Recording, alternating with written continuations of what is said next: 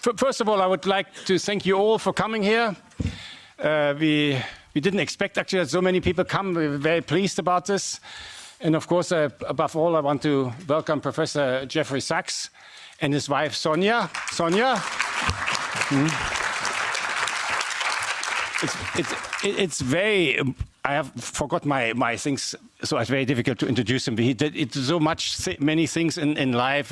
He's of course the advisor to three Secretary Generals now. He is professor from Columbia University. He started the Earth Institute, and you correct me afterwards if I'm wrong. And now you're director of the Center for Sustainable Development Solutions, all these things. Sonia, I forgot most of it. There's much more. But I want to say something more personally, because I know Jeff for some time, and I know, of course, the international field more than this parliament. I've never met any person who is so well connected internationally than Jeff. So well connected, both in the religious areas, he went to the Vatican, but also in the political areas. Jeff can go anywhere in the world and they will know him, whether it's the Middle East, whether it's in China, whether it's in Moscow, hopefully very soon also again in Kiev, and whether it's in Africa or Latin America. And he has a very long experience. I would say the people he knows are alive or dead, because he does this type of job since a very long time. What I think is also, at least from my point of view, so special about Jeff is that he's always remained an advisor. He has never tried to enter any political field, to align with any political party, so he has remained independent, and that, of course, adds to his credibility. And I think that's also the reason, at least for me, and maybe many of you will agree, that he has become a spokesman in economics, sustainable development, environment, and of course in politics. And today, Jeff is probably the person in the world to speak up for peace, everywhere for peace, which is all these things combined. And therefore, I'm very happy that you're here, and very proud also that you followed our invitations. And he will talk about the geopolitics of peace. Now, Jeff is coming now to the Parliament when the European Union is in turmoil for whatever. I don't want to value this, but I think we have now the Ukraine war. It's an American initiative. Europe will not sit on the table, although this is a war on European soil. And so we are in a very difficult situation. I think we don't know in what directions to go. I'm here since 6 months in this parliament, and for somebody who worked for the UN, I was actually quite shocked to learn that this parliament speaks only about war, and that you can, with force, create solutions. In the UN, we always spoke differently in all the countries. And when I say here things which I say actually in all the war countries I've been to, and I've been 34 years in war countries, I'm booed for these things. But I think we have now to rethink what we want to do. And I hope the European Union will also come, because I'm pro-European Union, will come to realize that we have also to see how we seek peace and how we manage peace and how we create, again, a peaceful Europe. And Jeff might give us, for these things, some insight. Thank you very much. Great.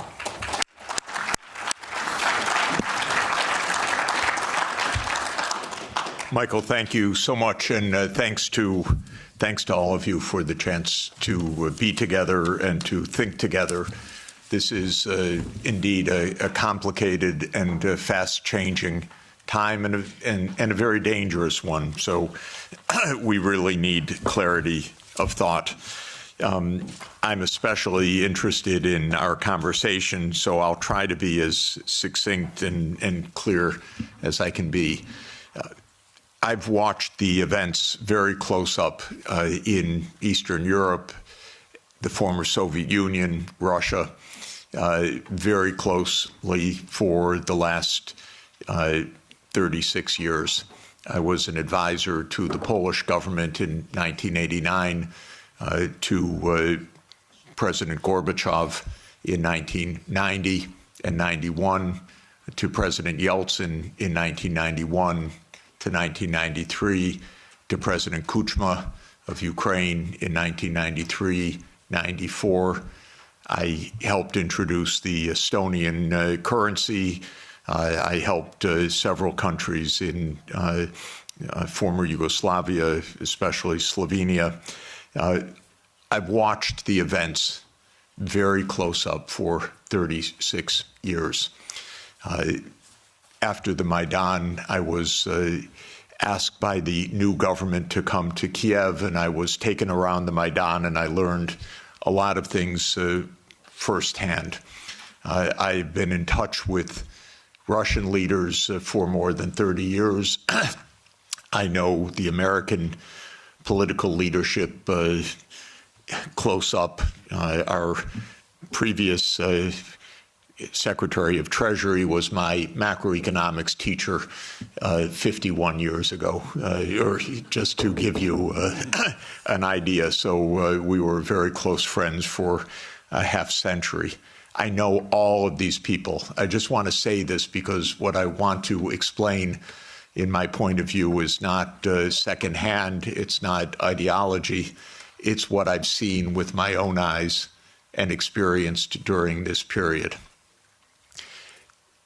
In my understanding of the events that have befallen Europe in many contexts, and I'll include not only the Ukraine crisis, but Serbia, 1999, the wars in the Middle East, including Iraq, Syria, the wars in Africa, including Sudan, Somalia, Libya. These are to a very significant extent that would surprise you, perhaps, and would be denounced about what I'm about to say. These are wars that the United States led and caused. And this has been true for more than 40 years now. What happened, more than 30 years, I should say, to be more precise. The United States came to the view, especially in 1990, 91, and then with the end of the Soviet Union, that the U.S. now ran the world, and that the U.S. did not have to heed anybody's views, red lines, concerns, security viewpoints, or any international obligations, or any UN framework. I'm sorry to put it so plainly, but I do want you to understand. I tried very hard in 1991 to get help for Gorbachev, who I think was the greatest statesman of our modern time. I recently read the archived memo of the National Security Council discussion of my proposal, how they completely dismissed it and laughed it off the table when I said that the United States should help the Soviet Union in financial stabilization and in making its reforms.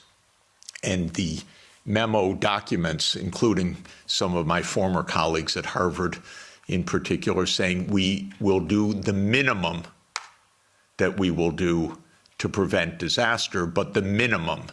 It's not our job to help. Quite the contrary, it's not our interest to help.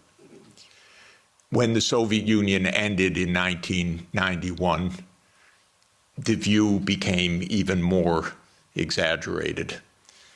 And I can name chapter and verse, but the view was we run the show. Cheney, Wolfowitz, and many other names that you will have come to know literally believed this is now a U.S. world, and we will do as we want. We will clean up from the former Soviet Union. We will take out any remaining allies. Countries like Iraq, Syria, and so forth will go. And we've been experiencing this foreign policy for now essentially 33 years. Europe has paid a heavy price for this. because Europe has not had any foreign policy during this period that I can figure out. No voice, no unity, no clarity, no European interests, only American loyalty. There were moments where there were disagreements, and very, I think, wonderful disagreements, especially in the last time of significance was 2003 in the Iraq War, when France and Germany said we don't support the United States going around the UN Security Council for this war. That war, by the way, was directly concocted by Netanyahu and his colleagues in the U.S. Pentagon. I'm not saying that it was a link or mutuality. I'm saying it was a direct war. That was a war carried out for Israel. It was a war that Paul Wolfowitz and Douglas Feith coordinated with Netanyahu. And that was the last time that Europe had a voice. And I spoke with European leaders then, and they were very clear, and it was quite wonderful. Europe lost its voice entirely after that, but especially in 2008. Now, what happened after 1991 to get to 2008 is that the United States decided that unipolarity meant that NATO would enlarge somewhere from Brussels to Vladivostok, step by step. There would be no end to eastward enlargement of NATO. This would be the U.S. unipolar world. If you played the game of Risk as a child, like I did, this is the U.S. idea, to have the peace on every part of the board. Any place without a U.S. military base is an enemy, basically. Neutrality is a dirty word in the U.S. political lexicon, perhaps the dirtiest word. At least if you're an enemy, we know you're an enemy. If you are neutral, you're subversive, because then you're really against us, because you're not telling us. You're pretending to be neutral.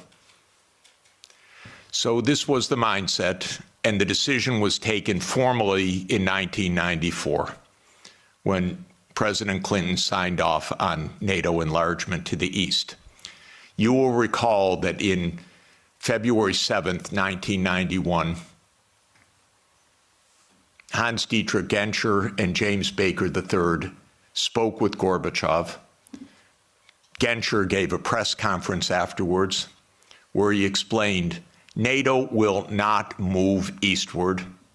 We will not take advantage of the dissolution of the Warsaw Pact. And understand that was in a juridical context, not a casual context. This was the end of World War II being negotiated for German reunification. And an agreement was made that NATO will not move 1 inch eastward. And it was explicit, and it is in countless documents, and just look up National Security Archive of George Washington University, and you can get dozens of documents. It's a website called What Gorbachev Heard About NATO. Take a look, because everything you're told by the U.S. is a lie about this. But the archives are perfectly clear. So the decision was taken in 1994 to expand NATO all the way to Ukraine. This is a project. This is not one administration or another. This is a U.S. government project that started more than 30 years ago.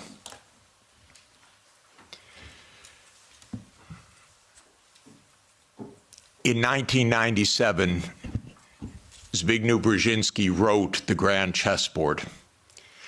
That is not just musings of Mr. Brzezinski. That is the presentation of the decisions of the United States government explained to the public, which is how these books work.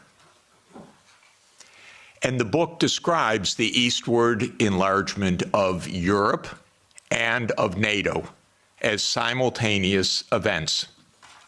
And there's a good chapter in that book that says, what will Russia do as Europe and NATO expand eastward? And I knew Zbigniew Brzezinski personally. He was very nice to me.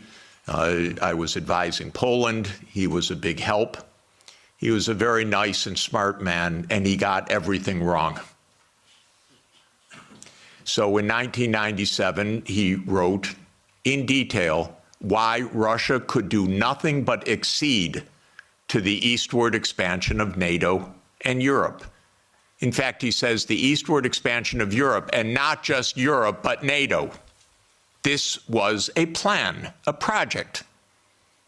And he explains how Russia will never align with China. Unthinkable. Russia will never align with Iran. Russia has no vocation other than the European vocation. So as Europe moves east, there's nothing Russia can do about it. So says yet another American strategist. Is it any question why we're in war all the time? Because one thing about America is we always know what our counterparts are going to do, and we always get it wrong. And one reason we always get it wrong is that in game theory that the American strategists play, you don't actually talk to the other side. You just know what the other side's strategy is. It's wonderful. It saves so much time. You don't need any diplomacy. So this project began, and we had a continuity of government for 30 years, until maybe yesterday, perhaps. 30 years of a project. Ukraine and Georgia were the keys to the project. Why? Because America learned everything it knows from the British. And so we are the wannabe British Empire. And what the British Empire understood in 1853, Lord Palmerston, excuse me, is that you surround Russia in the Black Sea and you deny Russia access to the Eastern Mediterranean, and all you're watching is an American project to do that in the 21st century. The idea was that there would be Ukraine, Romania, Bulgaria, Turkey, and Georgia as the Black Sea littoral that would deprive Russia of any international status by blocking the Black Sea and essentially by neutralizing Russia as more than a local power. Brzezinski's completely clear about this. And before Brzezinski, there was Mackinder. And who owns the island of the world owns the world. So this project goes back a long time. I think it goes back basically to Palmerston. And again, I've lived through every administration. I've known these presidents. I've known their teams. Nothing changed much from Clinton to Bush to Obama to Trump 1 to Biden. Maybe they got worse step by step. Biden was the worst in my view. Maybe also because he was not compos mentis for the last couple of years. And I say that seriously, not as a snarky remark. The American political system is a system of image. It's a system of media manipulation every day. It is a PR system. And so you could have a president that basically doesn't function and have that in power for 2 years and actually have that president run for re-election. And one damn thing is he had to stand on a stage for 90 minutes by himself. And that was the end of it. Had it not been that mistake, he would have gone on to have his candidacy, whether he was sleeping after 4 p.m. in the afternoon or not. So this is actually the reality. Everybody goes along with it. It's impolite to say anything that I'm saying, because we don't speak the truth about almost anything in this world right now. So this project went on from the 1990s, bombing Belgrade 78 straight days in 1999 was part of this project. Splitting apart the country when borders are sacrosanct, aren't they indeed, except for Kosovo. That's fine, because borders are sacrosanct except when America changes them. Sudan was another related project. The South Sudan rebellion. Did that just happen because South Sudanese rebelled? Or can I give you the CIA playbook to please understand as grown-ups what this is about? Military events are costly. They require equipment, training, base camps, intelligence, finance. That comes from big powers. That doesn't come from local insurrections. South Sudan did not defeat North Sudan or Sudan in a tribal battle. It was a U.S. project. I would go often to Nairobi and meet U.S. military or senators or others with deep interests in Sudan's politics. This was part of the game of unipolarity. So the NATO enlargement, as you know, started in 1999 with Hungary, Poland, and the Czech Republic. And Russia was extremely unhappy about it. But these were countries still far from the border. And Russia protested, but of course to no avail. Then George Bush Jr. came in. When 9/11 occurred, President Putin pledged all support. And then the U.S. Decided in September 20th, 2001, that it would launch 7 wars in 5 years. And you can listen to General Wesley Clark online talk about that. He was NATO's supreme commander in 1999. He went to the Pentagon on September 20th, 2001. He was handed the paper explaining 7 wars. These, by the way, were Netanyahu's wars. The idea was partly to clean up old Soviet allies and partly to take out supporters of Hamas and Hezbollah. Because Netanyahu's idea was there will be one state, thank you, only one state. It will be Israel. Israel will control all of the territory. And anyone that objects, we will overthrow.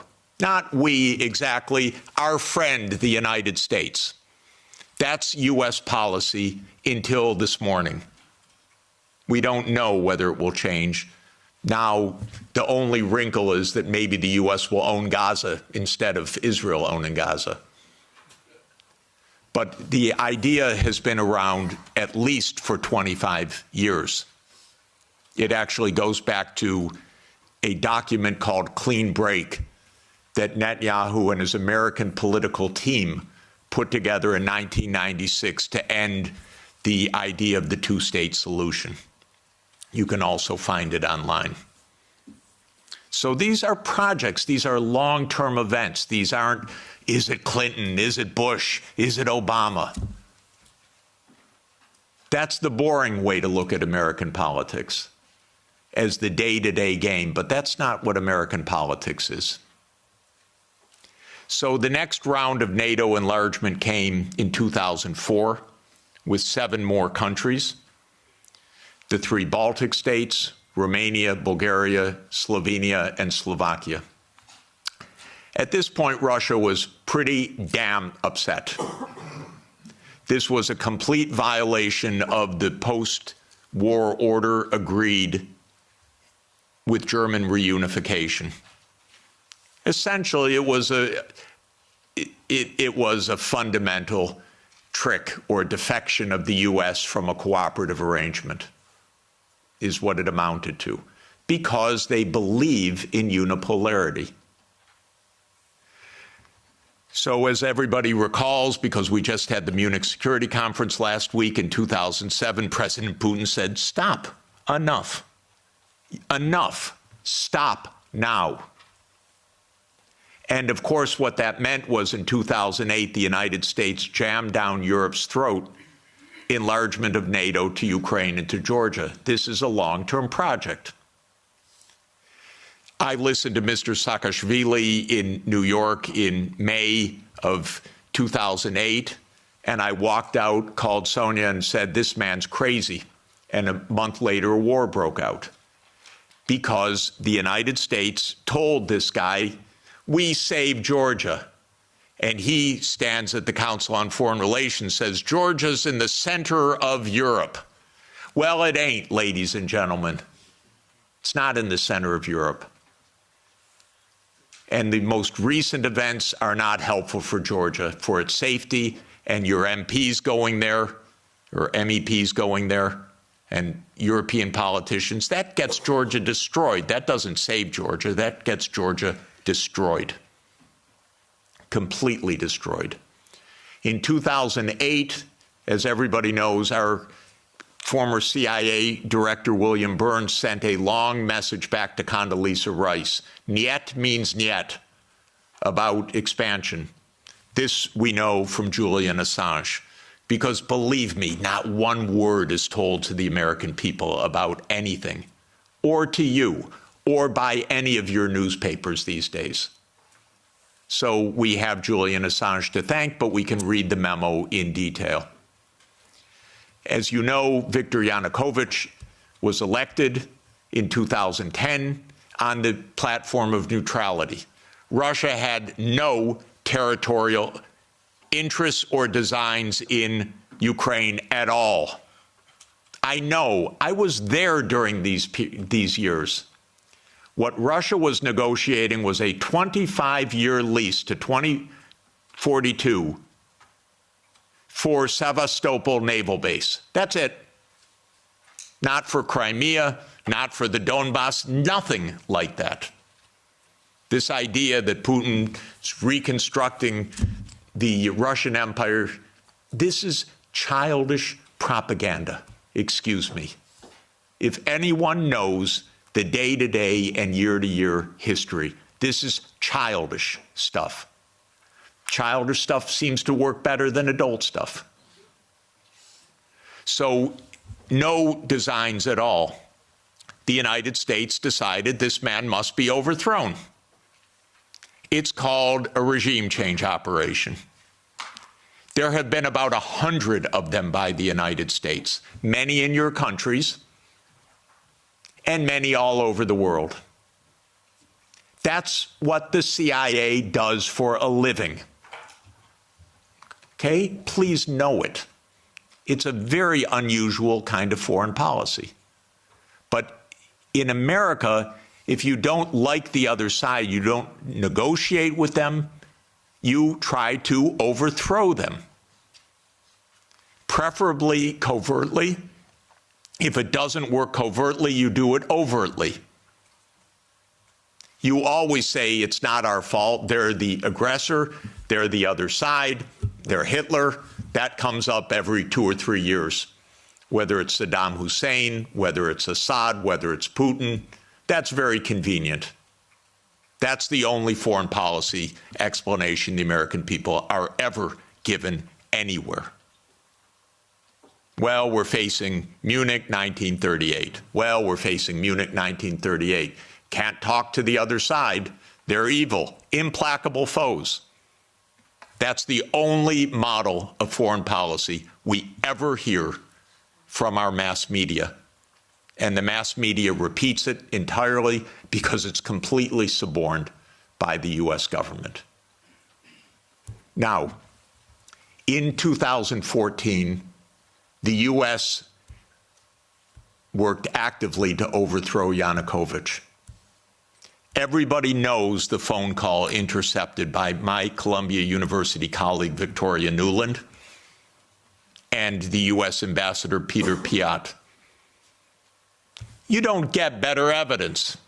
The Russians intercepted her call and they put it on the internet. Listen to it, it's fascinating. I know all these people. By the way, by doing that, they all got promoted in the Biden administration. That's the job.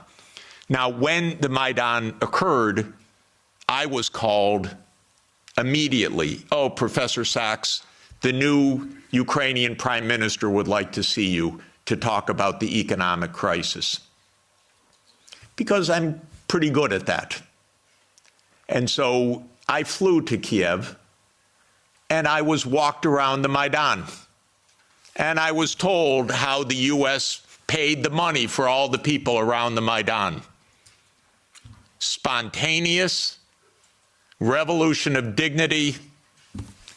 Ladies and gentlemen, please, where do all these media outlets come from? Where does all this organization come from? Where do all these buses come from? Where do all these people called in come from? Are you kidding? This is organized effort.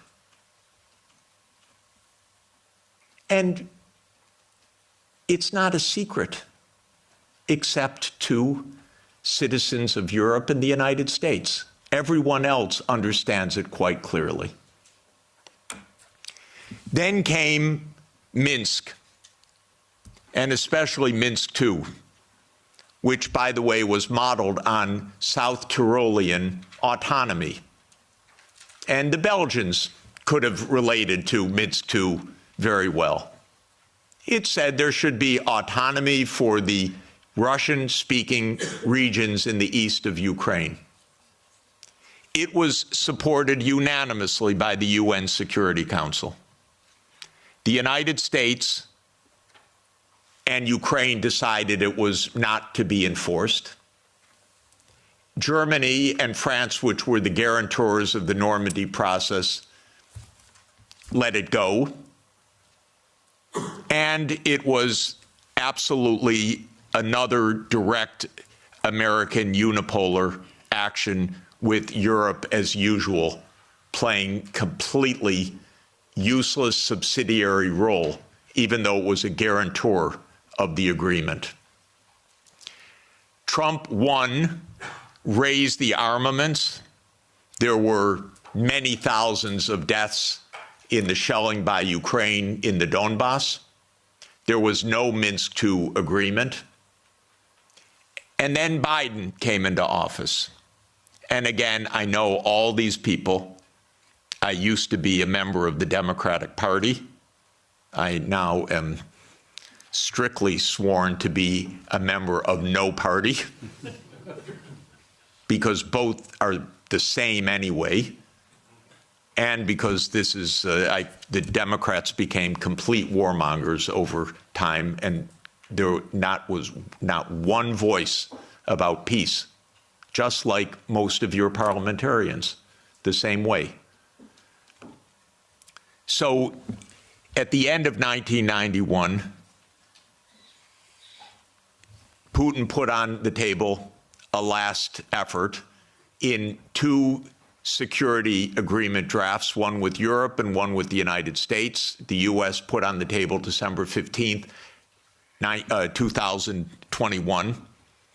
I had an hour call with Jake Sullivan in the White House, begging, Jake, avoid the war. You can avoid the war. All you have to do is say NATO will not enlarge to Ukraine.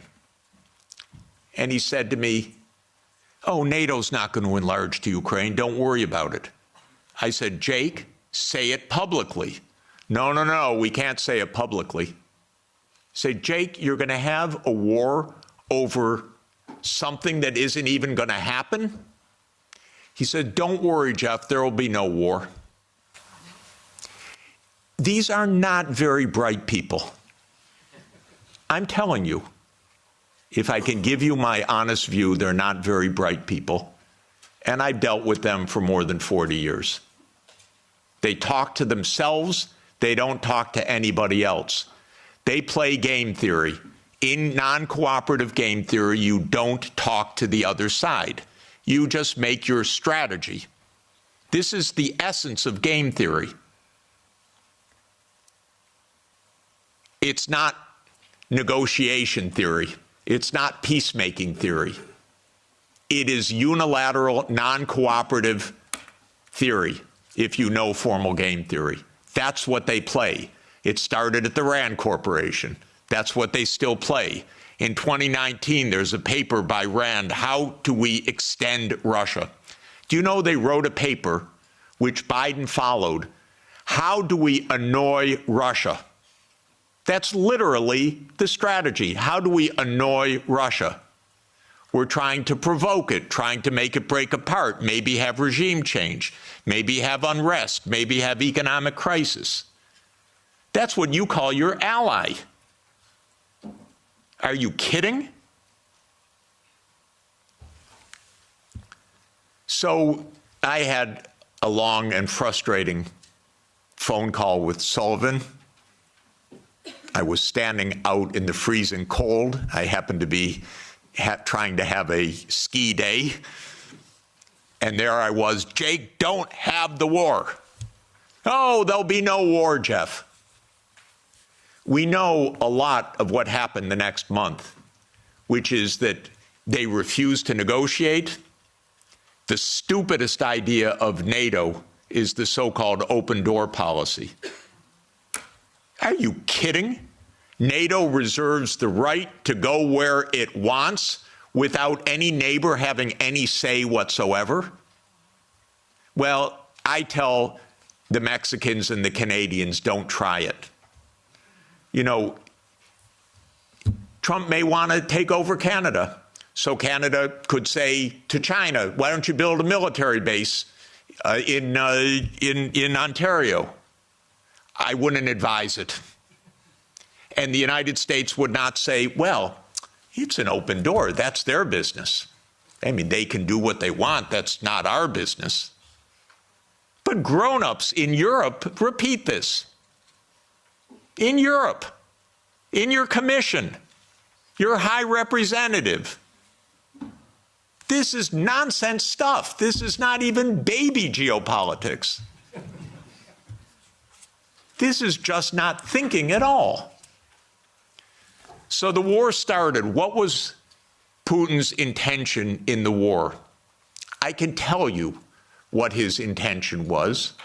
It was to force Zelensky to negotiate neutrality. And that happened within 7 days of the start of the invasion. You should understand this, not the propaganda that's written about this. Oh, that they failed and he was going to take over Ukraine. Come on, ladies and gentlemen, understand something basic. The idea was to keep NATO, and what is NATO? It's the United States, off of Russia's border. No more, no less. I should add one very important point. Why are they so interested? First, because if China or Russia decided to have a military base on the Rio Grande or in the Canadian border, not only would the United States freak out, we'd have war within about 10 minutes, but because the United States unilaterally abandoned the anti-ballistic missile treaty in 2002 and ended the nuclear arms control framework by doing so. And this is extremely important to understand. The nuclear arms control framework is based on trying to block a first strike. The ABM treaty was a critical component of that. The U.S. unilaterally walked out of the ABM treaty in 2002. It blew a Russian gasket. So everything I've been describing is in the context of the destruction of the nuclear framework as well. And starting in 2010, the U.S. put in Aegis missile systems in Poland and then in Romania. And Russia doesn't like that. And one of the issues on the table in December and January, December 2021, January 2022, was, does the United States claim the right to put missile systems in Ukraine? And Blinken told Lavrov in January 2022, the United States reserves the right to put missile systems wherever it wants. That's your putative ally. And now let's put intermediate missile systems back in Germany. The United States walked out of the INF Treaty unilaterally in 2019. There is no nuclear arms framework right now. None. When Zelensky said in 7 days, let's negotiate, I know the details of this exquisitely because I've talked to all the parties in detail. Within a couple of weeks, there was a document exchanged that President Putin had approved, that Lavrov had presented, that was being managed by the Turkish mediators. I flew to Ankara to listen in detail to what the mediators were doing. Ukraine walked away unilaterally from a near agreement. Why? Because the United States told them to. Because the UK added icing to the cake by having Bojo go in early April to Ukraine and explain. And he has recently, and if your security is in the hands of Boris Johnson, God help us all. Keith Starmer turns out to be even worse. It's unimaginable, but it is true. Boris Johnson has explained, and you can look it up on the website, that what's at stake here is Western hegemony. Not Ukraine, Western hegemony. Michael and I met at the Vatican with a group in the spring of 2022, where we wrote a document explaining nothing good can come out of this war for Ukraine. Negotiate now, because anything that takes time will mean massive amounts of deaths, risk of nuclear escalation, and likely loss of the war. I want to change one word from what we wrote then. Nothing was wrong in that document. And since that document, since the U.S. talked the negotiators away from the table, about 1 million Ukrainians have died or been severely wounded. And the American senators, who are as nasty and cynical and corrupt as imaginable, say this is wonderful expenditure of our money because no Americans are dying. It's the pure proxy war. One of our senators nearby me, Blumenthal, says this out loud. Mitt Romney says this out loud. It's best money America can spend. No Americans are dying. It's unreal. Now, just to bring us up to yesterday, this failed. This project failed.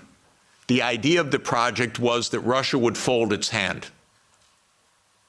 The idea all along was Russia can't resist, as Zbigniew Brzezinski explained in 1997.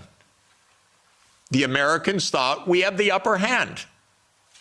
We're going to win because we're going to bluff them. They're not really going to fight. They're not really going to mobilize. The nuclear option of cutting them out of SWIFT, that's going to do them in.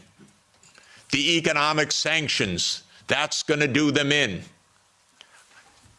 The HIMARS, that's going to do them in. The ATACMS, the F-16s. Honestly, I've listened to this for 70 years. I've listened to it as semi-understanding, I'd say, for about 56 years. They speak nonsense every day. My country, my government. This is so familiar to me, completely familiar. I begged the Ukrainians, and I had a track record with the Ukrainians. I advised the Ukrainians. I'm not anti-Ukrainian, I'm pro-Ukrainian completely. I said, save your lives, save your sovereignty, save your territory, be neutral. Don't listen to the Americans. I repeated to them the famous adage of Henry Kissinger, that to be an enemy of the United States is dangerous, but to be a friend is fatal. Okay, so let me repeat that for Europe. To be an enemy of the United States is dangerous, but to be a friend is fatal. So let me now finalize a few words about Trump. Trump does not want the losing hand. This is why it is more likely than not this war will end, because Trump and President Putin will agree to end the war. If Europe does all its great warmongering, it doesn't matter. The war is ending. So get it out of your system. Please tell your colleagues. It's over. And it's over because Trump doesn't want to carry a loser. That's it. It's not some great morality. He doesn't want to carry a loser. This is a loser. The one that will be saved by the negotiations taking place right now is Ukraine. Second is Europe. Your stock market's rising in recent days by the horrible news of negotiations. I know this has been met with the sheer horror in these chambers, but this is the best news that you could get. Now, I encouraged, they don't listen to me, but I tried to reach out to some of the European leaders. Most don't want to hear anything from me at all. But I said, don't go to Kiev. Go to Moscow. Discuss with your counterparts. Are you kidding? You're Europe. You're 450 million people. You're $20 trillion economy. You should be the main economic trading partner of Russia. It's natural links. By the way, if anyone would like to discuss how the U.S. blew up Nord Stream, I'd be happy to talk about that.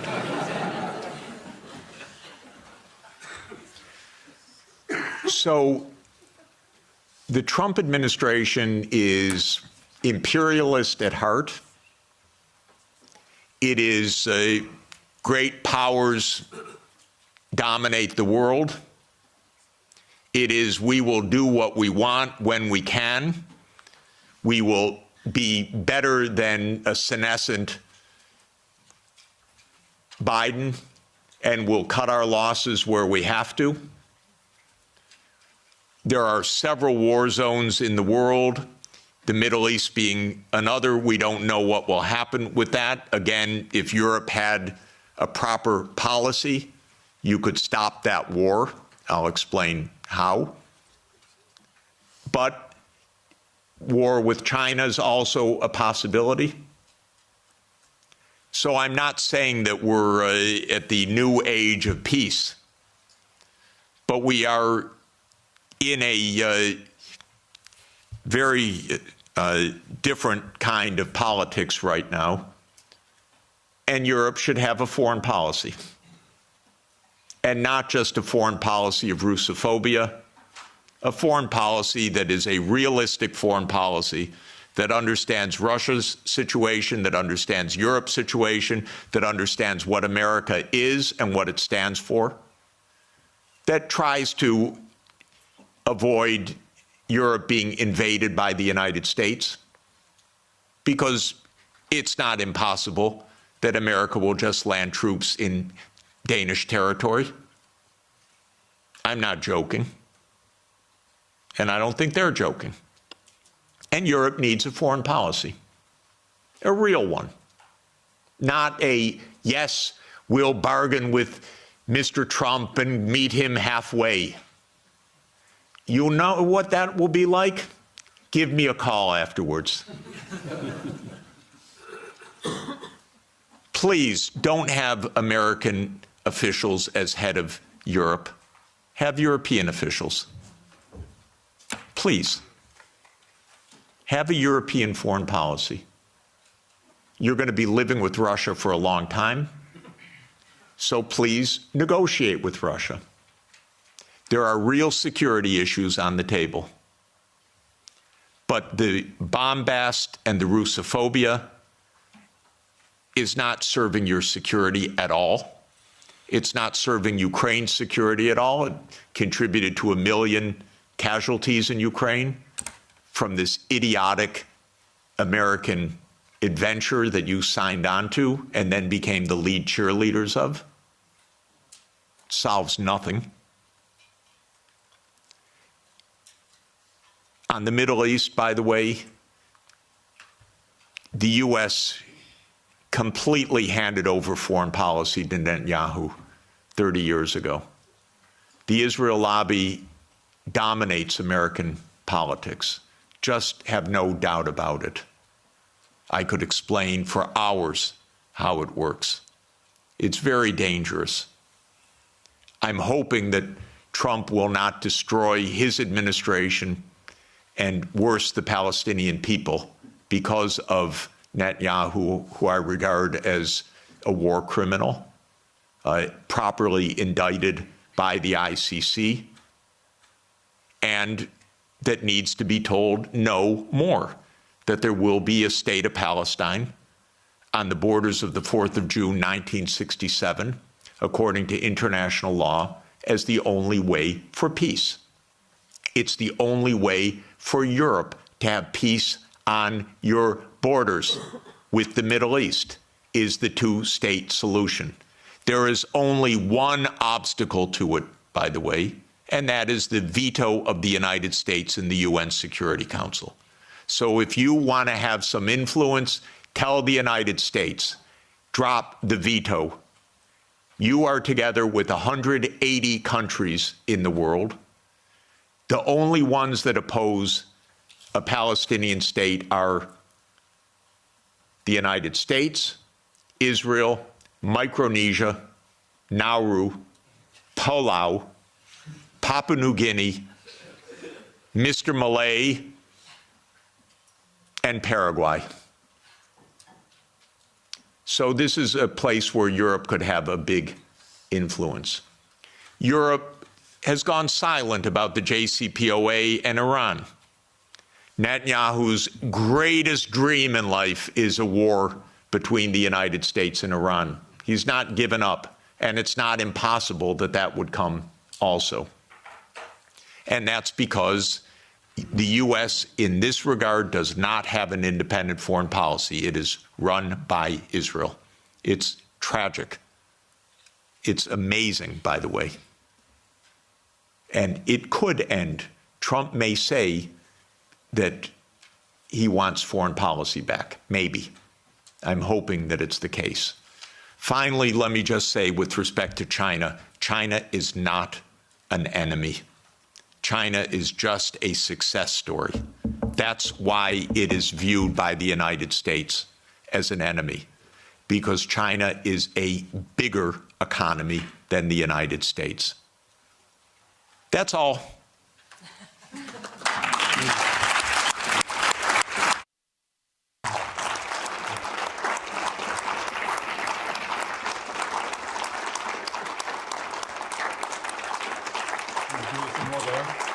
Thanks.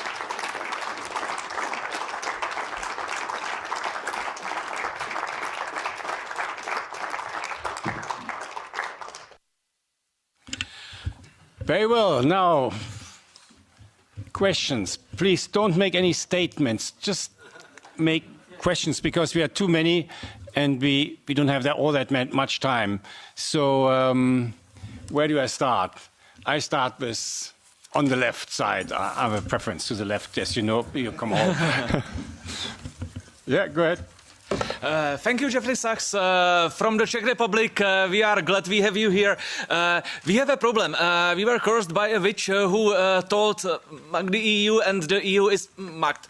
So it won't be improved until 2029. But what we, the Central Europeans, should do in the meantime, especially if the Germans don't happen to vote for Sarah Wagenknecht enough, are we supposed to create some kind of neutrality for the Central Europe, or what would you suggest us to do? So, first of all my grandchildren are Czech, I want you to know. And Sonia is Czech-born and Czech citizen, so we're very proud. I'm the trailing spouse in this, but I'm a Czech wannabe.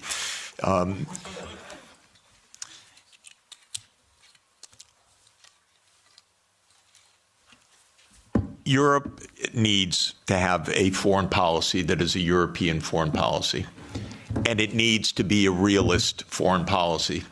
Realist is not hate.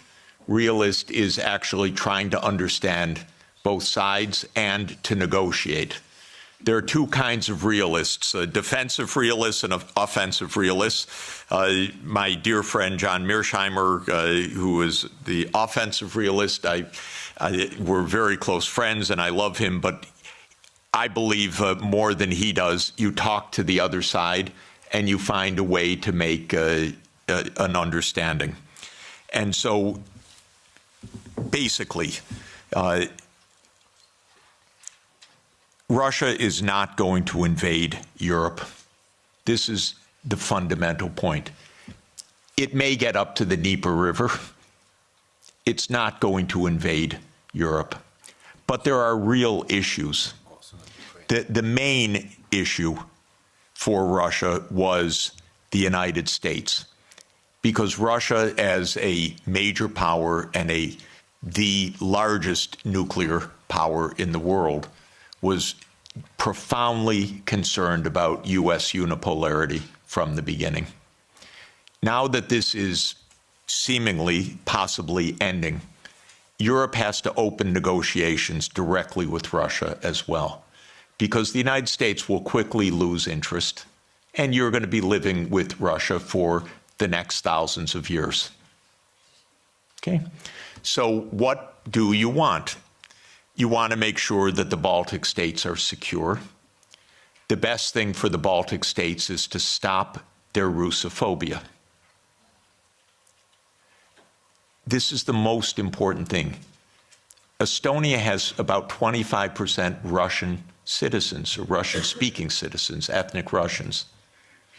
Latvia, the same. Don't provoke the neighbor. That's all. This is not hard. It really isn't hard. And again, I want to explain my point of view. I have helped these countries, the ones I'm talking about, trying to advise. I'm not their enemy. I'm not Putin's puppet. I'm not Putin's apologist. I worked in Estonia. They gave me, I think it's the second highest civilian honor that a president of Estonia can bestow on a non-national, because I designed their currency system for them in 1992. So I'm giving them advice. Do not stand there, Estonia, and say, we want to break up Russia. Are you kidding? Don't. This is not how to survive in this world. You survive with mutual respect, actually. You survive in negotiation. You survive in discussion. You don't outlaw the Russian language. Not a good idea when 25% of your population has a first language of Russian. It's not right even if there weren't a giant on the border. it wouldn't be the right thing to do. You'd have it as an official language. You'd have a language of in lower school.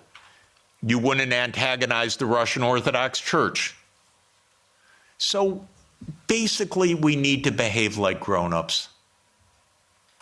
And when I constantly say that they're acting like children, Sonia always says to me, that's unfair to children. Because this is worse than children. We have a 6-year-old granddaughter and a 3-year-old grandson, and they actually make up with their friends. And we don't tell them, go, just ridicule them tomorrow and every day.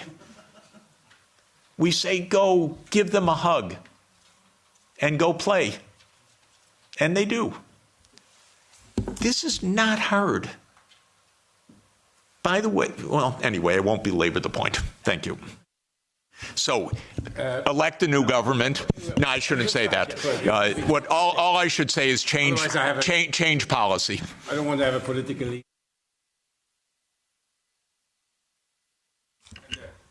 Does that work? Yeah. Hi, my name's Ciara. I'm a reporter with the Brussels Times. Thank you for the fascinating talk, Jeffrey. I just wanted to ask you about Trump's statements about wanting NATO members to increase their spending by 5%.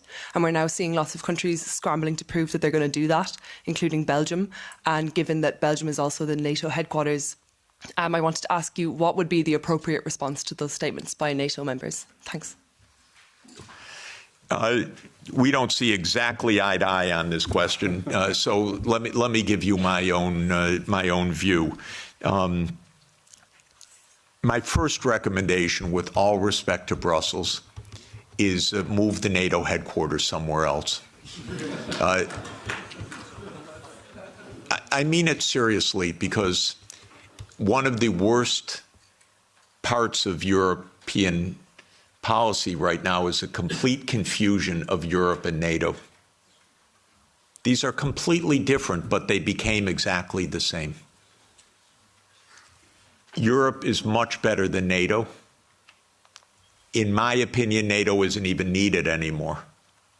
I would have ended it in 1991. But because the US viewed it as an instrument of hegemony, not as a defense against Russia, it continued afterwards. But the confusion of NATO and Europe is deadly, because expanding Europe meant expanding NATO, period. And these should have been completely different things. So this is the first point. My own view, again, with all respect to Michael, we only had a brief conversation about it, is that Europe basically should have its own foreign policy and its own military security, its own strategic autonomy, so-called. And it should. I'm in favor of that. I would disband NATO, and maybe Trump is going to do it anyway. Maybe Trump's going to invade Greenland. Who knows? Then you're really going to find out what NATO means. So I do think that Europe should invest in its security. 5% is outlandish, ridiculous, absurd, completely absurd. No one needs to spend anything like that amount. 2 to 3% of GDP, probably under the current circumstances. What I would do, by the way, is buy European production. Because actually, strangely, weirdly, unfortunately in this world, and it's a truism, but it's unfortunate, so I'm not championing it, a lot of technological innovation spins off from the military sector because governments invest in the military sector. So Trump is an arms salesman. You understand that. He's selling American arms. He is selling American technology. Vance told you a few days ago, don't even think about having your own AI technology. So please understand that this increase of spending is for the United States, not for you. And in this sense, I'm completely against that approach. But I would not be against an approach of Europe spending 2 to 3% of GDP for a unified European security structure and invested in Europe and European technology, and not having the United States dictate the use of European technology. It's so interesting. It's the Netherlands that produces the only machines of advanced semiconductors, extreme ultraviolet lithography. It's ASML. But America determines every policy of ASML. The Netherlands doesn't even have a footnote. I wouldn't do that if I were you. Hand over all security to the United States. I wouldn't do it. I would have your own security framework, so you can have your own foreign policy framework as well. Europe stands for lots of things that the United States does not stand for. Europe stands for climate action. By the way, rightly so, because our president is completely bonkers on this. And Europe stands for decency, for social democracy as an ethos. I'm not talking about a party. I'm talking about an ethos of how equality of life occurs. Europe stands for multilateralism. Europe stands for the UN Charter. The US stands for none of those things. You know that our Secretary of State, Marco Rubio, canceled his trip to South Africa because on the agenda was equality and sustainability. And he said, I'm not getting into that. That is an honest reflection of deep Anglo-Saxon libertarianism. Egalitarianism is not a word of the American lexicon. Sustainable development, not at all. You probably know, by the way, that of the 193 UN member states, 191 have had SDG plans presented as voluntary national reviews. 191. 2 have not. Haiti and the United States of America. The Biden administration wasn't even allowed to say sustainable development goals. The Treasury had a policy not to say sustainable development goals. Okay, I mention all of this because you need your own foreign policy. I issue a report, 2 reports each year, one, the World Happiness Report, and 18 of the top 20 countries, if I remember correctly, are European. This is the highest quality of life in the whole world. So you need your own policy to protect that quality of life. The United States ranks way down. And the other report, where's my colleague Guillaume? He's somewhere in the room. Here, there he is. Guillaume Lafortune is the lead author of our annual Sustainable Development Report. And almost all of the top 20 countries are European countries because you believe in this stuff. And that's why you're the happiest, except in geopolitics. But quality of life. So you need your own foreign policy, but you won't have it unless you have your own security. You just won't. And so, and by the way, 27 countries cannot each have their own foreign policy. This is a problem. You need a European foreign policy and a European security structure. And by the way, although Michael assures me it's dead, I was the greatest fan of OSCE and believe that OSCE is the proper framework for European security. It could really work.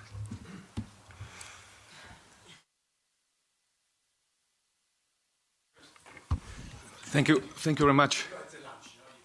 Yeah, okay. Thank you, Professor. I am from Slovakia, and my Prime Minister, Robert Fico, was almost shot dead because the opinions you had the similar with him. Yes, we are, as a Slovak government, of the few countries in the European Union, we are talking to Russians. 2 months ago, I was talking with Mr. Medvedev. In 2 weeks, I will be talking in Duma with Mr. Slutsky, who is the chairman of the Russian Foreign Affairs Committee in Moscow. Maybe my question is, what would be your message to Russians in this moment? Because as I heard, they are on the victorious wave. They have no reason not to conquer the Donbass because that's their war aim.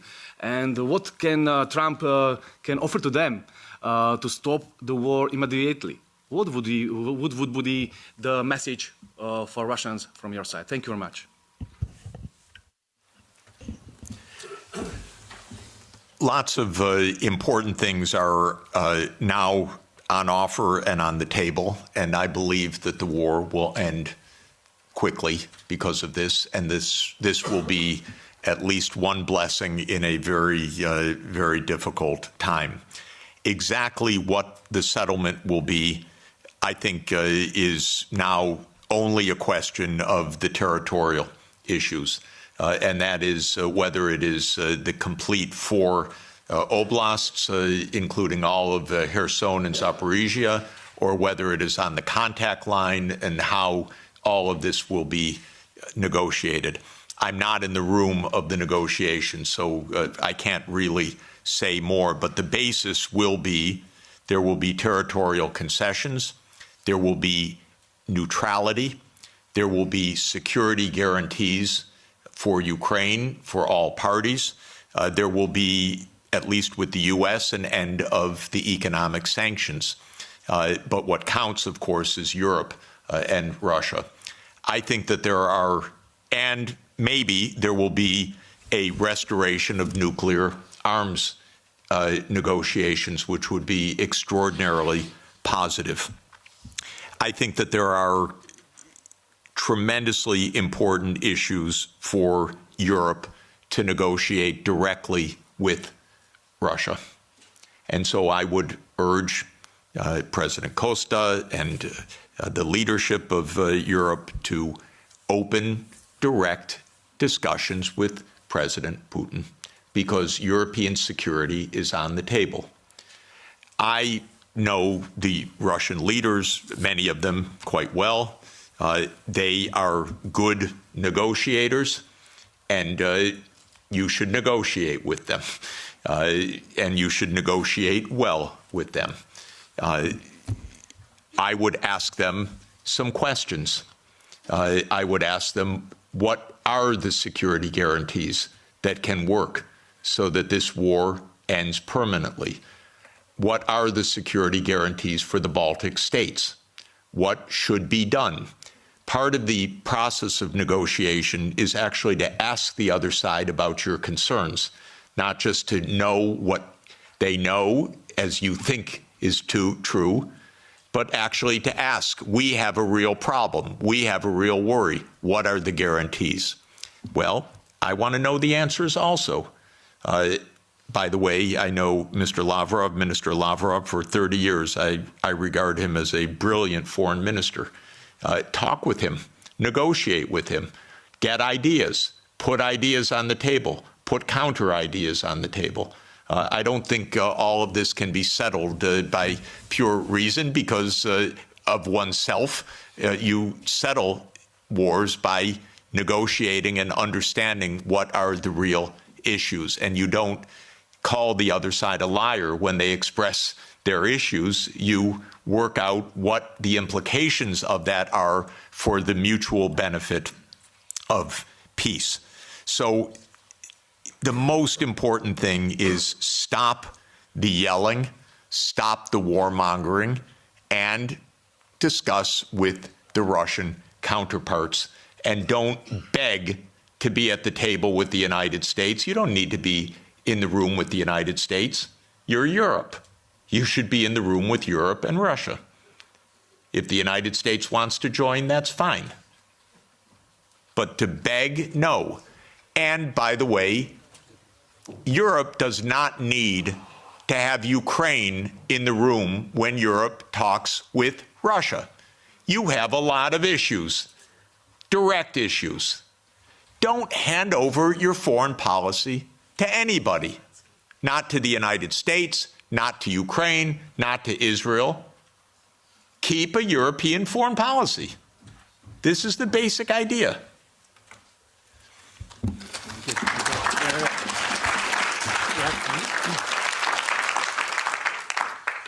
Hans Neuhoff from the Sovereignists political group in this parliament, Alternative for Germany as political party.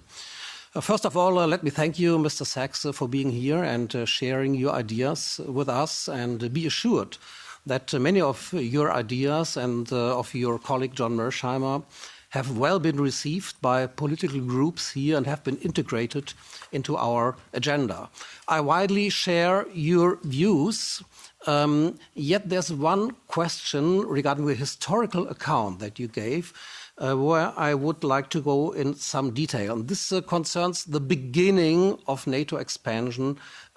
You reported from the website What Gorbachev Heard that there are many quotations from Genscher, for example, that NATO will not move 1 inch eastwards. Now, the 2+4 treaty has been signed in September 1990, right, in Moscow. So at that point in time, the Warsaw Pact still existed. And countries like Poland, Hungary, and Czechia were not part of the negotiations for the 2 and 4 treaty.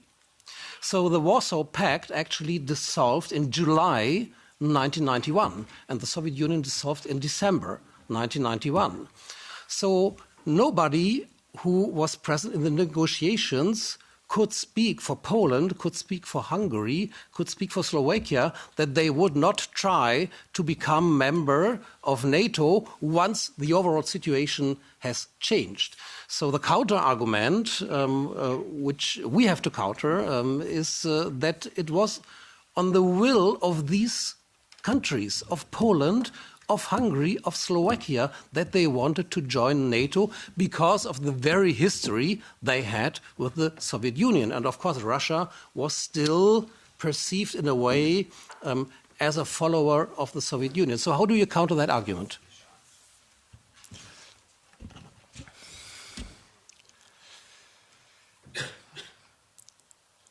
I have no doubt of why Hungary, Poland, Czech Republic, Slovakia wanted to join NATO. The question is, what is the U.S. doing to make peace? Because NATO is not a choice of Hungary, Poland, Czech Republic, or Slovakia. NATO is a U.S.-led military alliance. And the question is, how are we going to establish peace in a reliable way? If I were making those decisions back then, I would have ended NATO altogether in 1991. When those countries requested NATO, I would have explained to them what our Defense Secretary William Perry said, what our lead statesman George Kennan said, what our final ambassador to the Soviet Union, Jack Matlock, said. They said, well, we understand your feelings, but it's not a good idea because it could provoke a new Cold War with Russia. So that's how I would have answered it. When those countries joined in the first wave, I don't think it was that consequential, in fact, except that it was part of a bigger project. And the project was spelled out already in 1994.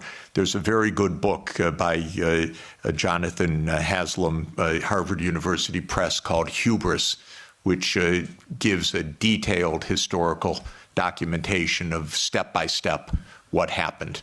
And it's really worth reading. So this is now, but the point I would really make is that Ukraine and Georgia were too far. This is right up against Russia. This is in the context of the complete destabilization of the nuclear framework. This is in the context of the U.S. putting in missile systems on Russia's borders. If you listen to President Putin over the years, probably the main thing, if you listen carefully, that he's concerned about is missiles 7 minutes from Moscow, is a decapitation strike. And this is very real. The U.S. not only would freak out, but did freak out when this happened in the Western Hemisphere. So it's the Cuban Missile Crisis in reverse. And fortunately, Nikita Khrushchev did not stand up and say, open door policy of the Warsaw Pact. We can go wherever we want. Cuba's asked us, it's none of America's business. What Khrushchev said is, war, my God, we don't want war. We end this crisis. We both pull back. That's what Khrushchev and Kennedy decided in the end. So this is the real consequential. Russia even swallowed with a lot of pain the Baltic states, Romania, Bulgaria, Slovakia, and Slovenia. It is Ukraine and Georgia. And it's because of geography. It's because of Lord Palmerston. It's because of the First Crimean War. It's because of the missile systems that this is the essence of why there was this war.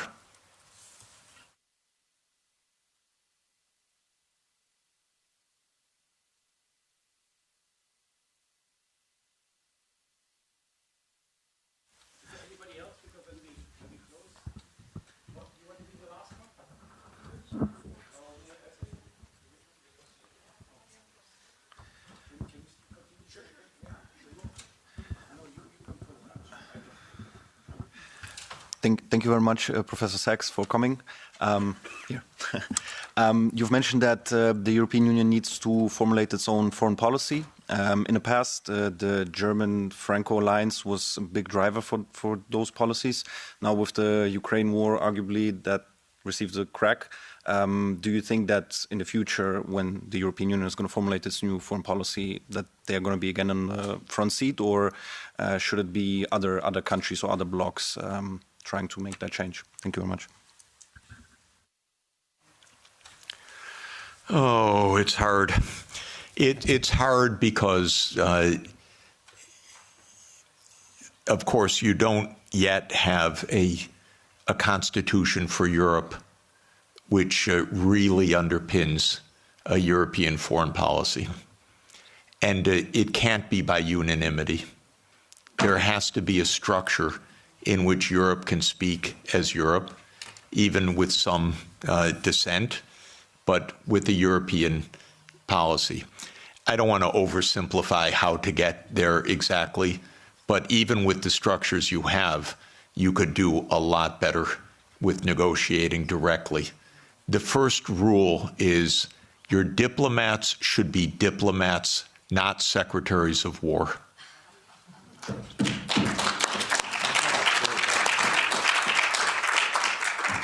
Honestly, that would go halfway, at least, to where you want to go.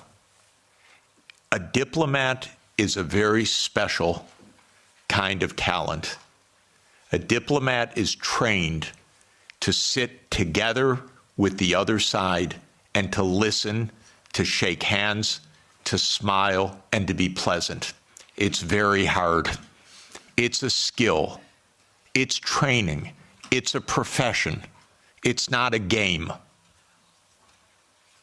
You need that kind of diplomacy. I'm sorry, we are not hearing anything like that. I'll just make a couple complaints.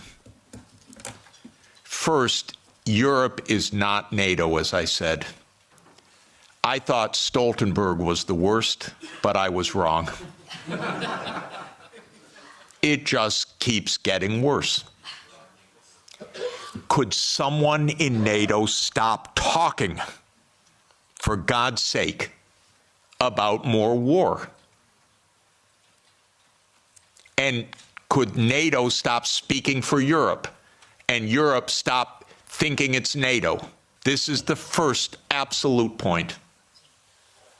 Second, I'm sorry, but your High Representative Vice Presidents need to become diplomats.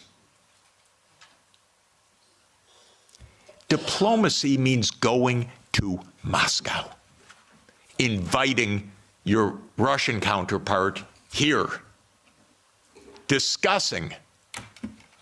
This doesn't happen till now.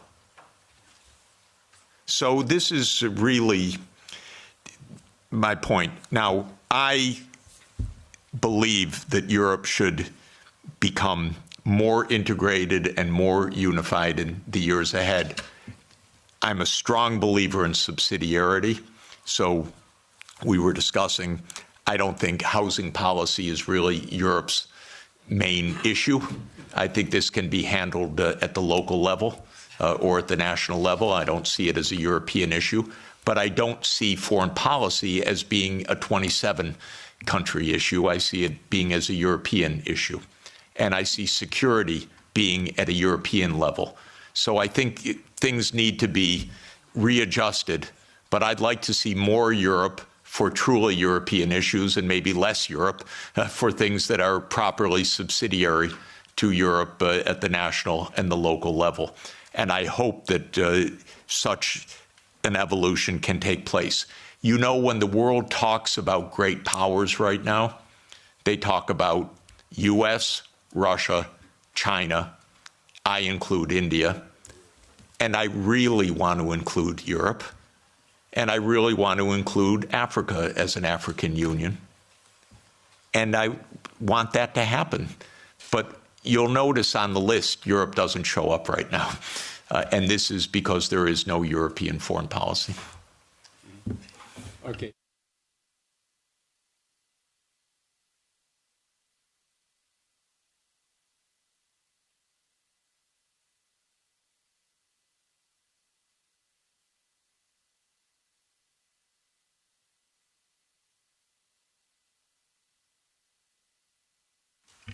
Thank you very much, and thank you very much, Professor, for this very courageous speech, very clear speech also that you made. I'm an MEP from Luxembourg. My question is the following. What are the long-term consequences of this lost war? We lost the war, now we have an uncertain future for NATO. We have also clearly, and you refer to it, the marginalization of Europe. We have a strengthening of the BRICS countries, which can be rivals in many respects. So will there be a future for a collective West over the next 20 or 30 years? Thank you very much. I don't believe there is a collective West. I believe that there is a United States and Europe that are in some areas in parallel interests and in many areas not in parallel interest. I want Europe to lead sustainable development, climate transformation, global decency. I believe if the world looked more like Europe, it'd be a happier, more peaceful, safer world. And longevity and better food, by the way. But just saying, in any event, Europe has a vocation that is rather different from the American tradition and, frankly, from the Anglo-Saxon tradition, because it's been 200 years of Anglo-Saxon hegemony or aspirational hegemony. The British still believe they run the world. It's amazing what nostalgia means. They don't even stop. It's almost like a Monty Python skit, actually. But in any event, where was I? I'm thinking of Monty Python when the knight gets all his limbs cut off and says, "Everything's fine, I'm victorious." That's Britain, unfortunately, and so it's really terrible. So no, I don't believe in the collective West. I don't believe in the global south. I don't believe in all these geographies don't even make sense because I'm actually, I look at maps a lot, and the global south is mostly in the north, and the west is not even west. And so I don't even understand what this is about. I do believe that we could be in a true age of abundance if we got our heads on straight. We're in the biggest technological advance in human history. It's truly amazing what can be done right now. I marvel at the fact that somebody who knows no chemistry won the Nobel Peace Prize for chemistry because he's very good at deep neural networks, a genius, Demis Hassabis. They figured out protein folding that generations of biochemists spent their whole lives on. And now DeepMind figured out how to do it, by the thousands of proteins. We have friends that spent their entire life on one protein, brilliant friends. And now what we can do. So if actually, and same with renewable energy, as everybody knows, the price has come down by more than 2 orders of magnitude, the costs. We could transform the planet, we could protect the climate system, we could protect biodiversity, we could ensure every child gets a good education, we could do so many wonderful things right now. And so what do we need to do that? In my view, we need peace, most importantly. And my basic point is there are no deep reasons for conflict anywhere. As every conflict I study is just a mistake. It's not, we are not struggling for Lebensraum. That idea that came from Malthus and that became a Nazi idea was always a wrong idea. It was a mistake, a fundamental intellectual mistake. An intellectual mistake, by the way, because leading scientists adopted the idea that we had race wars, we had national wars, we had wars of survival because we don't have enough on the planet. As an economist, I can tell you, we have plenty on the planet for everybody's development. Plenty. We're not in a conflict with China. We're not in a conflict with Russia. If we calm down, if you ask about the long term is very good, thank you. The long term, if we don't blow ourselves up, is very good.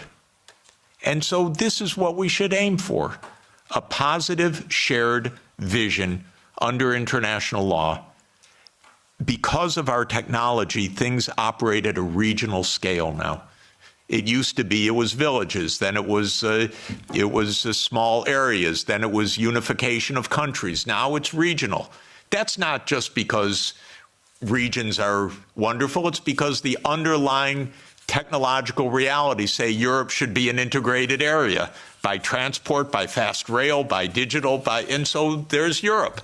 The politics follows the technological realities to a very important extent. We're in a world of regions now. So Europe should be Europe with subsidiarity. Don't lose all of the wonderful, wonderful national and local elements. But Europe should be Europe. So the good side is, I want Europe to have diplomacy, for example, with ASEAN. I spend a lot of time with the ASEAN countries. If the EU Green Deal, wonderful idea.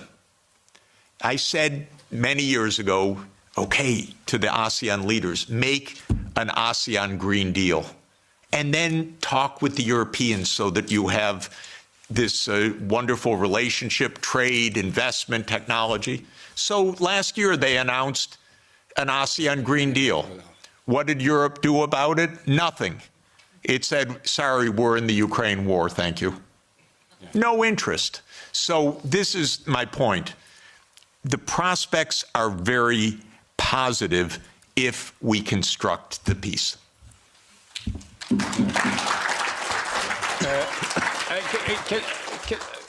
Because we have to go, I get all the time messages that I should here leave the room. Can you Short. So something very short? Yeah. It's quite short. Sorry. Yeah. Thank you a lot for the lecture. I wanted to ask, like, do you think way out of the conflict is some sort of style of Finlandization? And then also, do you think is that the way you would have liked to see, like, for example, Finland and Sweden's NATO process that, like, do you think that a way out of the conflict is some kind of style of Finlandization?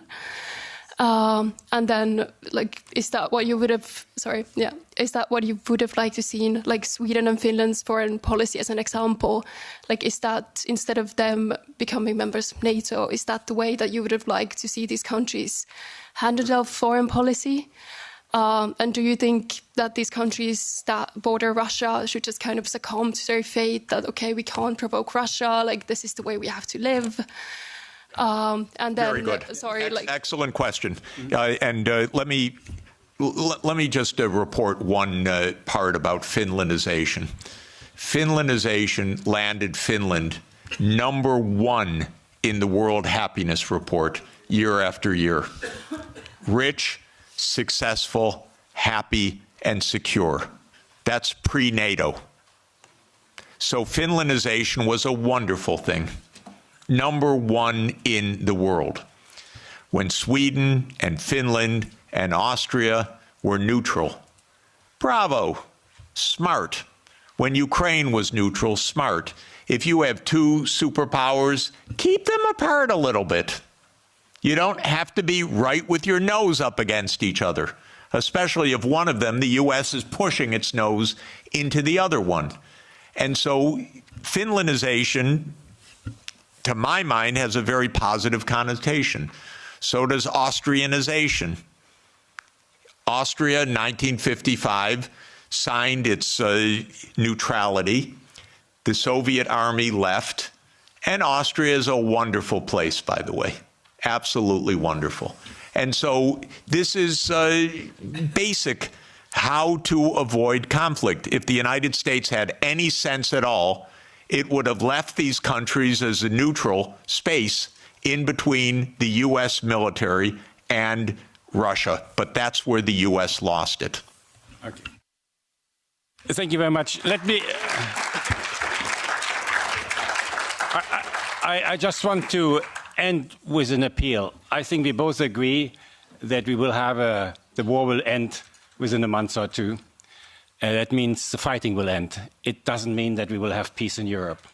The peace in Europe, that has to be done by us, by Europeans, not by a president from the United States. We have to create this peace, and that is Europe, which includes, of course, Belarus, Russia, and all these other countries. So we have to do something. And we are here at Parliament. As parliamentarians, we represent people. We are the only legitimate, democratically legitimate institution in the European Union. Maybe we should have become all a little bit more proactive in trying to move this peace process forwards across party lines. I think, I don't know how many parties here really are, but that we can talk to each other without saying, you're from this party, you're from this party. I think we really have to concentrate.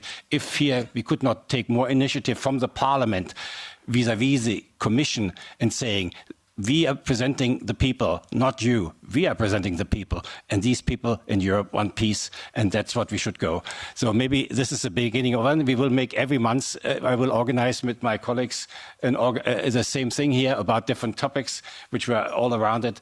And we hope that this one we get a discussion that is different what we have in the plenum, where we basically don't have a discussion, but that we have a discussion and also across the party, and invite also people from other political parties. We don't bite anybody. Let's discuss it. In the end, we all want the same peace for the next generation. And I have plenty of children and grandchildren, you too, and that's what we need. Okay, thank you very much, Professor Sachs.